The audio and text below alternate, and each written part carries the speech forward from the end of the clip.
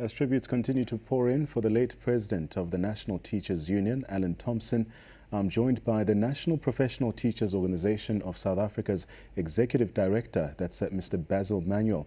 Mr. Manuel, pleasure to have you on the program this evening. Now, tributes are continuing to pour in following the passing of NATU's president, Allan Thompson.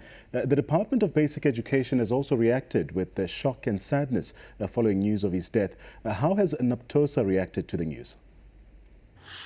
With absolute shock. We had no idea that Mr. Thompson was ill, and when I heard the news this morning from the General Secretary, Mrs. Barnes, I was shocked. I was completely blown away. And I want to tell you, this is devastating news for education as a whole, in KwaZulu-Natal for the members of NATU, as well as, of course, nationally, where we worked closely with Allan and NATU in the ELRC, as well as served on a number of other structures. We are saddened by his passing, and we are also doubly saddened by the fact that he was cut down at such a youthful age. Allan had a lot to offer, had done a lot, and had much more to offer the country. So we are indeed really impoverished by the passing of Allan. Allan has made his mark on the country. He's made his mark in education, and he was a fearless leader of the NATU membership. He stood up, he was ready for a good fight, and he fought the issues, not the people. And that is what made him a special leader. And so I want to pay tribute to him, as well as, of course, send our condolences to his wife, his children, and the greater NATU membership, the leadership in the membership. We have lost a good leader, and we are all the poorer for having lost him today. I want us to expand a bit on his legacy. Now, Thompson is being remembered as a leader and a man who was passionate about his job. What would you say his lasting legacy, what's the legacy that he leaves behind, especially in education? I think what Allan did started in KZN with the NATU leadership. He certainly changed the face of NATU from being a very regional organization to one that has grown to be the third largest union in the country. And that is no small feat, as well as changing the perception that NATU was only a union stuck in Zulu tradition. He changed those perceptions, and that is a major achievement. But of course, Allan also changed the interest levels within the union. And this is where we had a lot of synergy, getting more involved in the curricular matters, dealing more upfront, and being, of course, in the ELRC, serving on the ELRC council as well.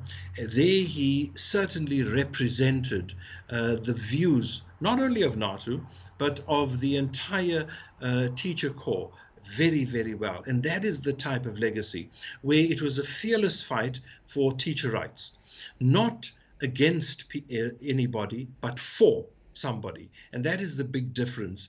Sometimes people want to fight the people. He fought the issues. And for that, I want to pay tribute to him.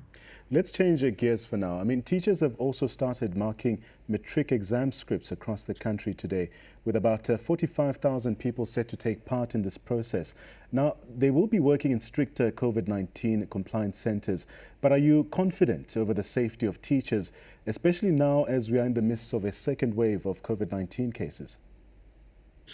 And Klantla, one can never rest. One could never be completely confident about everything because there are so many unknowns. At first, let me agree that the directions we have in place, as well as the protocol we have, are good. They are well written.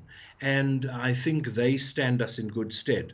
But that is paper. Now we've got to see to the implementation of what is there, that every marking center, every marking center manager, every official will implement what is there. But it's not only about them.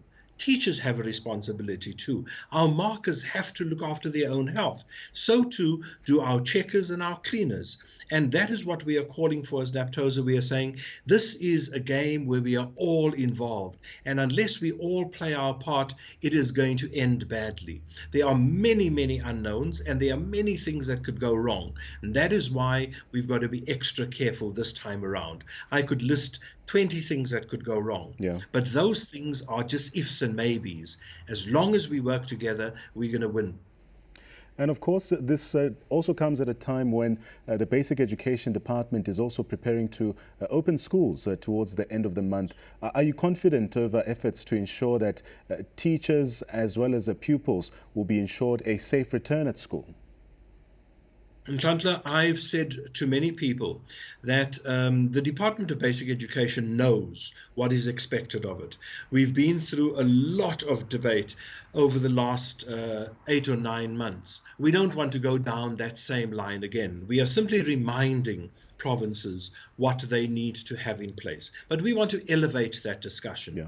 We know that we are going to go back in a 50% regime with only 50% of the learners being at school on any given day because we are in the coronavirus pandemic. But now we've got to ask ourselves, what have we learned from the first wave? How are we going to give more children access to online learning when they are at home? We are not expecting everybody to get tablets and things like that, but we are saying, let's use our churches, let's use our community halls, let's use our NGO centers, and to ensure that more learners are doing more work during this year as opposed to in the past year. So that is where we want to elevate this to.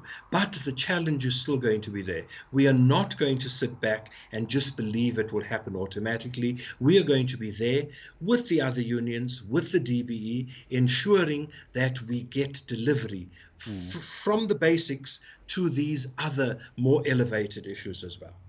That's Naptosa's Executive Director, Basil Manuel, just giving us an update there on the preparedness of schools reopening and also paying tribute to Allan Thompson.